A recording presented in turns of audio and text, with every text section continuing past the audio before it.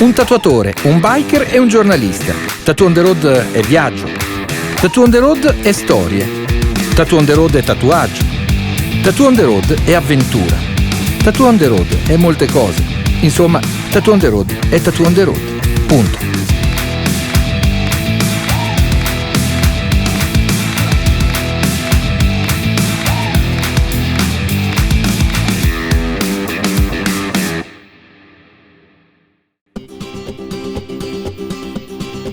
Il viaggio che vi stiamo per raccontare parla di America, quella classica, fatta di lunghe strade, di Route 66, tanto per capirci, ma anche di luoghi che quasi nessuno conosce e che neppure vi anticipo, così li andremo a scoprire assieme, perché, credetemi, di vederli ne vale assolutamente la pena.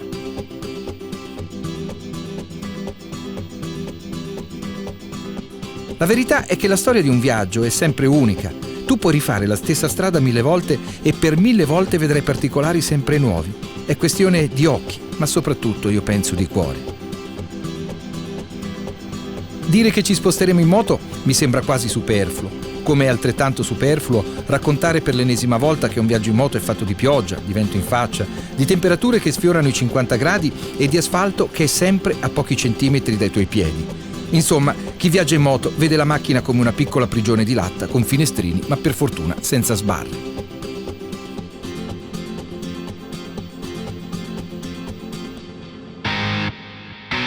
Lui è Mattia e gli Stati Uniti li ha già girati in lungo e largo.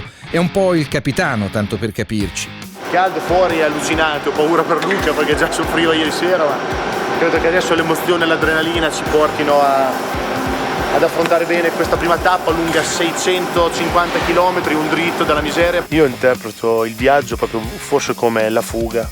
Ho bisogno di viaggiare, proprio sento la necessità di guidare la moto, e non la voglia, ma la necessità di guidare la moto perché mi allontana da tutto quello che per me rappresenta il problema o quello che non voglio vivere. Tiziano invece di professione fa il tatuatore, è artista nell'anima Tiziano, e questo è fantastico perché lui riesce sempre a vedere le cose con occhi diversi. La striscia d'asfalto è il percorso sicuro, tutto ciò che ne sta fuori è immaginazione e vita, perché già dal bordo strada in poi comincia la vita. Beh, poi c'è Patrizio con le sue telecamere che praticamente sono sempre in funzione. Marco che con il suo drone riesce a passare anche nelle serrature delle porte. E poi Claudio, un po' autista, un po' tuttofare, ma soprattutto disposto al sacrificio, perché lui questo viaggio, diciamolo pure, se lo sarebbe proprio fatto in moto. E alla fine ci sono io, un po' giornalista e un po' biker. Diciamo che sono quello che ha pensato bene di scrivere questa specie di taccuino di viaggio. Luogo di partenza? Las Vegas, naturalmente. È da qui che si parte ed è qui che torneremo tra una ventina di giorni. Ma fondamentalmente per evitare di avere cose nelle tasche che possono volare col vento, qua tengo le cose di prima necessità, quindi passaporto sempre con me, e soldi, carte di credito, patente. Ed è importante sempre tenerli visibili perché soprattutto quando ti ferma la polizia non puoi mettere mani in tasca così, quindi avere un qualche cosa dove fai vedere che tranquillamente apri e tutto. Okay. Chiaramente per andare nel deserto prima cosa da fare, caschi sempre bianchi e riempito di acqua in maniera tale che per un'oretta la testa rimane fresca. Una cosa è certa, questo primo trasferimento è tutt'altro che entusiasmante. Autostrada, macchine e camion a go-go. Quello che mi conforta però e che mi incuriosisce molto è la meta. Abbiamo deciso di regalare un sogno a Claudio facendo direttamente rotta su Salt Lake City, nello Utah, perché è lì che vive sua sorella con tanto di famiglia. Beh, questa è una storia pazzesca che è fatta di coraggio, sicuramente di incoscienza, ma soprattutto di tanta voglia di cambiare vita. Loro a Milano era uno un tranviere e lei era una hostel a San Giuseppe, quindi il lavoro l'avevano e stavano anche benino, se non fosse per tutte le regole e l'essere pesante la vita in Italia. Qua invece hanno un'impresa di pulizia tutta loro, regolare, perfetta, pagano le loro tasse e ne avanzano anche parecchi per vivere come si deve. Il casco io l'ho bagnato e addirittura scolava là, ancora c'ho il fazzoletto bagnato e mi sta facendo venire il mal di gola. Poi prendere il mal di gola con 50 gradi sembra un controsenso, ma... Cosa? C'è il fuso orario. 85. Dobbiamo correre perché il fuso orario ci ha fregato. Ci è sembrato carino aprire il viaggio con una striscia a Las Vegas e Salt Lake City per andare a conoscere la sorella di Claudio, che ha fatto una scelta, ragazzi, che tutti noi almeno una volta al giorno diciamo: vorrei andare via dalla nostra fantastica Italia. Cazzo, lei l'ha fatto veramente, sono 2 anni che vive qui. Conoscenze che aveva prima a Salt Lake City, 0. Questa sera cerchiamo di capire un po' meglio che cosa è successo, qual è la storia di questa favola.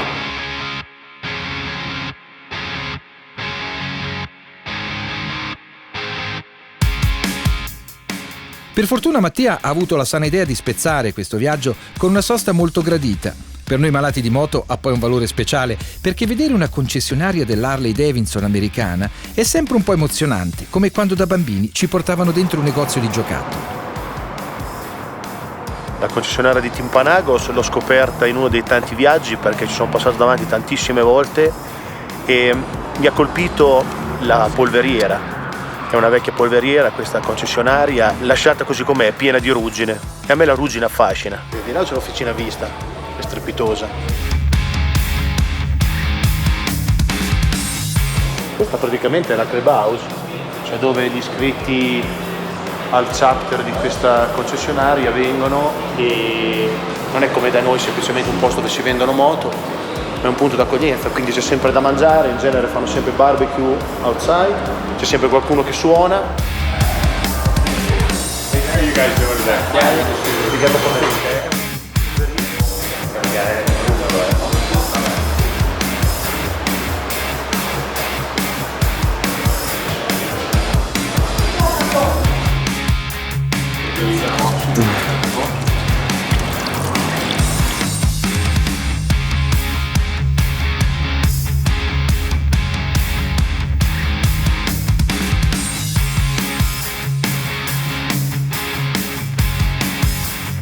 Dopo 700 km ci siamo e quando finalmente troviamo la casa è quasi notte. I nostri amici vivono nel cuore di un quartiere mormone alla periferia di Salt Lake City, ma qui è tutto legato a questa religione. La stessa città è stata fondata nel 1847 da alcuni seguaci mormoni che hanno trasformato con pazienza una valle arida in un luogo dove poter vivere comodamente. Insomma, qui oltre la metà degli abitanti sono mormoni. Questa città è l'equivalente di Città del Vaticano per noi cattolici. Ciao Mattia. Ciao. Ciao. Come stai?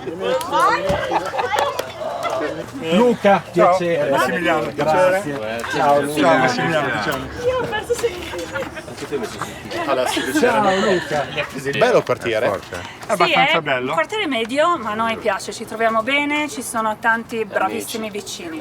Sì, è una I famiglia. neighbor sono veramente Sì, è una famiglia. gente speciale. Tu non puoi immaginare quante volte ho visto su Google Maps questo posto, questa via all'ingresso, e oggi lo fa. Lui è 20 anni che voleva vivere qui. Lui è ancora a Milano, loro sono venuti. Da italiano mi fa tristezza pensare che qualcuno debba spostarsi da un paese bello come il nostro perché non ha alternative. Credo però che la loro scelta non sia stata motivata dal non avere alternative in Italia, ma dalla forte necessità di vivere come vivono qua. Ma tu guarda, il mio piccolino Matteo, prima di venire qua, un anno prima, provavamo a fargli imparare l'inglese, insomma, a parte la scuola, ma anche tramite alcuni nostri ex missionari che sono americani, che quindi gli insegnavano. Lui piangeva, lui non voleva assolutamente imparare l'inglese, diceva: io rimango qua con i nonni, con gli zii, con i miei amici, io non vengo via. Siamo arrivati qua che Matteo, non so dov'è, non parlava neanche una parola di inglese, adesso fa fatica a parlare l'italiano corretto, parla solo americano, e se tu gli chiedi dov'è casa sua lui ti dice: qua io non tornerò mai più indietro. In 1 anno e mezzo. Dov'è? Non c'è, è in giro. Dire che la loro accoglienza sia stata straordinaria è riduttivo. L'intera comunità ci attende ed è pronta per abbracciarci, vescovo compreso. Qui tutti si conoscono e le chiavi sulla porta di casa sono un semplice ornamento. Mi domando se anche noi, nelle nostre città, siamo ancora capaci di questo, e cioè di ritrovarci come comunità o di andare ad accogliere con il sorriso amici e parenti dei nostri vicini che arrivano magari dall'altra parte del mondo. Un po' di preconcetto alla base ci stava. L'idea di pensare che queste persone vivessero un pochino come una sorta di setta chiusa. E invece ho visto delle persone sicuramente molto determinate, sicuramente molto inquadrate, ma anche, devo dire, molto aperte, molto gentili e molto ospitali. Per noi è un sogno con tanta fatica, che non si pensi che i sogni arrivano così in un secondo. C'è tanto sudore, tanta fatica, tanti pianti, perché è veramente complicato, però non è un problema, siamo stati disposti, siamo disposti e felici. È bello. La Chiesa, devo dire la verità, la fede e la Chiesa sin dall'Italia, perché noi ci siamo convertiti in Italia, mormoni, non qua, ci ha aiutato infinitamente tanto. Hanno affrontato un sacco di difficoltà e l'hanno fatto insieme, hanno dormito in macchina per settimane e questo penso che avrebbe messo in difficoltà la maggior parte delle famiglie. Claudio, vieni che ti faccio vedere la casa. Permesso. Avanti. Allora, Wow, questa è la cucina. Guarda. Oh, ma ti devo far vedere due foto dopo. Belle. Dopo ti faccio vedere due foto. Ok, ci sono tanti lavori da fare. Vedo che la passione delle tazze è Massimiliano, rimasta. purtroppo sì. Ok. Passione delle tazze e passione di Santa Claus. Un anno e mezzo che siamo qua, ne abbiamo già circa 150 Santa Claus. Quindi il nostro Natale è pazzo perché c'è Santa Claus in tutta la casa, compreso in bagno. Ok. Quanto tempo rimane giù la neve qua? Tanto, Dipende, no, viene subito il sole forte, si scioglie, il giorno dopo c'è di nuovo tanta neve. Questa è carina, il nonno e la nonna, la mamma e papà. E qua c'è la sala cinema. Good, la sala cinema. Esatto, qua è la parte. Dove si passa il tempo. Esatto, qua è la parte bella. Capisci diciamo, perché ad Alessio non interessa la camera grossa? Perché tanto è qua a due Esatto, passi. esattamente. Quindi lui passa il tempo qua. Ti ringraziamo per quello che abbiamo di mangiare, ti preghiamo di benedirlo per il nostro nutrimento e ti ringraziamo nel nome del tuo Figlio Gesù Cristo. Amen. Amen.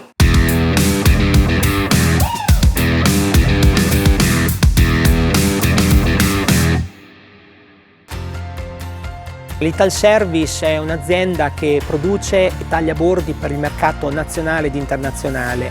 L'azienda è nata nel 1997 in uno stabilimento di Pesaro di 600 metri quadrati e in questi anni abbiamo avuto una crescita continua e costante che ci ha portato ad avere uno stabilimento qui a Valle Foglia di 10.000 metri quadrati tra coperto e scoperto. Noi rappresentiamo il 25-30% del mercato nazionale. Un tatuatore, un biker e un giornalista. Tattoo on the road è viaggio. Tattoo on the road è storie. Tattoo on the road è tatuaggio. Tattoo on the road è avventura. Tattoo on the road è molte cose. Insomma, Tattoo on the road è Tattoo on the road. Punto.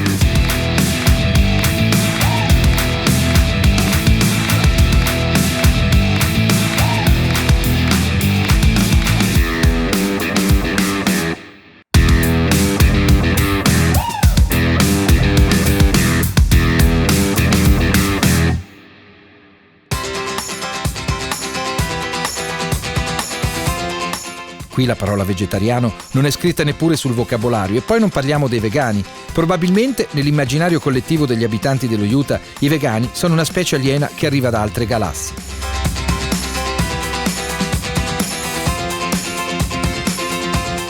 La serata, come nella migliore tradizione, si conclude attorno a un bel fuoco che onestamente a 1300 metri, anche se siamo nella settimana di Ferragosto, non è che ci stia poi così male. Il mio primo tatuaggio nella mia schiena è un piccolo Pegaso che avevo fatto, che avevo intorno ai 17 anni più o meno. Una mia amica aveva iniziato a fare i tatuaggi e a imparare a fare i tatuaggi, sono stata il suo primissimo tatuaggio, infatti è orrendo. Ciccio biker della tua situazione. Infatti è orrendo, però è stato il suo primissimo tatuaggio e io lo porto con tanto orgoglio perché comunque è stata una mia grande amica. Io le ho dato l'opportunità di provare il dolore, il colore e quant'altro, quindi qua ha un'importanza il Pegaso perché comunque è un simbolo di libertà. Mi aspettavo una sorta di riluttanza nei confronti dei tatuaggi, invece quando lei si è messa a parlare di tutti i tatuaggi che ha nel corpo, ce n'ha diversi, tra cui uno in evidenza nella mano, ne ha parlato in maniera molto affettiva e mi ha fatto proprio pensare il momento del tatuaggio sia un passaggio così forte che poi, se fatto in maniera serena e cosciente, rimane per tutta la vita, e quindi mi ha colpito molto in positivo, è stato un bel coronamento della serata.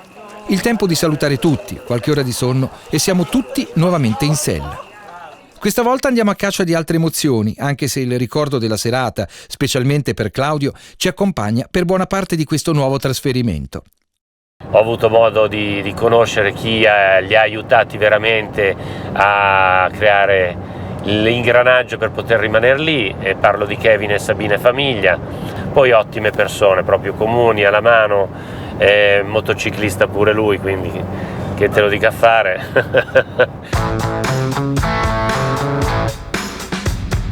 Salutiamo Salt Lake City, letteralmente la città del lago salato, ben sapendo che di sale ne vedremo ancora tanto. Un deserto di sale, per essere precisi, quello della leggendaria Bonneville.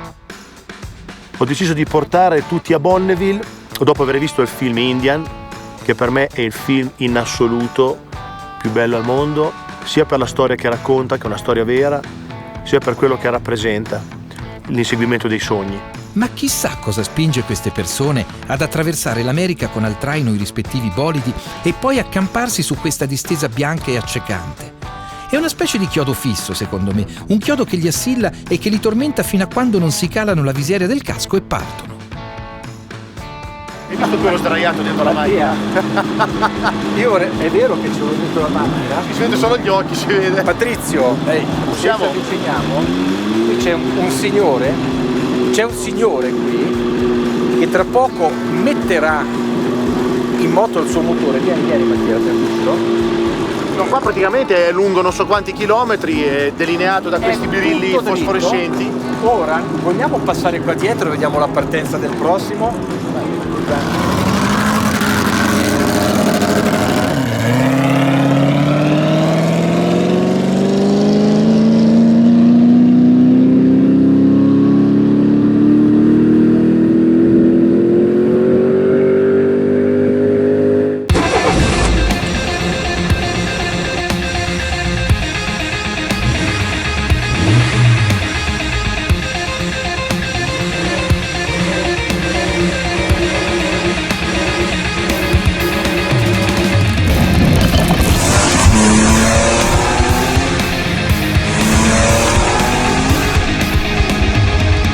C'è di tutto, ci sono ricchi e meno ricchi, giovani, meno giovani, quasi tutti con le famiglie al seguito, quasi tutti con una moglie e una fidanzata che con pazienza ha deciso di condividere questa follia. Ma se noi adesso invece prendiamo le moto nostre, non facciamo nessun record, ma nuotiamo in mezzo al deserto di sale di Bonneville, destra, sinistra, sopra, sotto, si può fare? Signore, una cosa, prendiamo le moto e andiamo. La sola immagine che mi è venuta in mente guidando nel deserto di sale è quella di un delfino, perché qui in mezzo ti senti in grado di spaziare senza un limite preciso. La strada, in fin dei conti, è una piccola piscina, questo invece è mare aperto. Guidare qui in mezzo è veramente una forma di libertà che non conoscevo. Sembrava quasi di stare in un film di fantascienza, tipo 2001 Odissea nello spazio, queste situazioni di bianco latte persistente, bello, bellissimo. La moto sul sale è stranissima, è una percezione strana quella del sale, no? E questa luce che comunque ti abbaglia, indipendentemente da dove tu possa guardare, ti mette sempre quel po' di insicurezza. Poi mentre sei lì, tu insicuro che guidi la tua moto, ti giri e vedi gente che sfreccia a 700 all'ora. E allora ti senti piccolo, però capisci che se vuoi puoi aprire il gas. Con il mio telefonino riprendo questa strana coppia di uomini liberi. Certo, non hanno un tetto e la doccia se la fanno quando capita.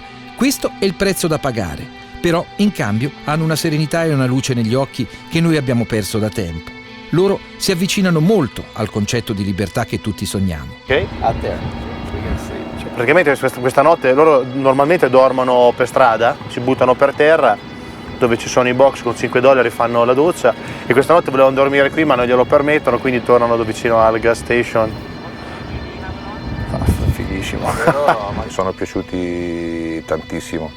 Sono per me due icone che rappresentano il mondo reale del motociclista libero e ruspante. But it's very hard with a shovel. Shovelhead is hard to ride. Yeah, that one. They did it for years though. You know what? It's older technology, but it's like a John Deere tractor. It will run forever. You keep gas and oil in it. And it has a foot clutch and jockey shift. Wow. Nothing on the handlebars. And can I ask you what is this? Steering stabilizer. So say you hit a pothole and you go into a high-speed wobble. Yeah. That will stabilize you, and it could be really the reason I'm still here live today, because I hit one down in Georgia, and literally, if I didn't have that on there, I would have crashed. You don't get the high-speed wobbles. Okay. We've been wanting to do this for 20 years, and we talked about it, and it's a form of freedom, and doing it while we're still young enough to enjoy it and see this beautiful country, you know, and meet people along the way like you guys and many other nice people who help us along the way. Persone che attraversano l'America in modo sicuramente differente dal mio, io lo faccio probabilmente da turista. Loro invece hanno caricato nelle loro moto addirittura il cuscino, le coperte, il piumone, e vivevano per strada. Una vita durissima, però che mi affascina tanto. Here in Bonneville, it's not about the money. It's about the passion. They spend the whole year working on it to come here and be around these people, and all year, all the hard work comes down to 10 seconds. Gotta have big balls to go that fast. I know. Different color hats means a different class that you beat a record. Yeah. So red hat means you beat the 200-mile-per-hour class, and the blue hat is the 300-mile-per-hour class, and the black one, which not too many people have, is 400-mile-per-hour. Ho avuto anche un minimo di nostalgia, e onestamente quando andavo in giro con i miei amici era veramente così, senza troppi mezzi, delle buste di plastica legate di fortuna, è un po' come se avessi ritrovato dei miei simili, quindi grande stima. Mi piaceva oil? Olio and gas. You got oil and gas, you can go cross country. Loro veramente vivono il viaggio on the road. On the road. Mattia usa la frase che fa sorridere ogni biker. On the road. E la mattina dopo Bonneville, eccoci veramente on the road, dopo il nostro fuorirotta, per rientrare a Las Vegas.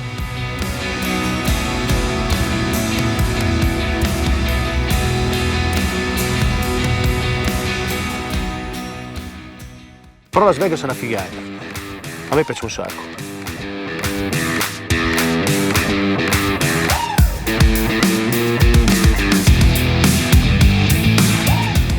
Qua il benzinaio è andato via.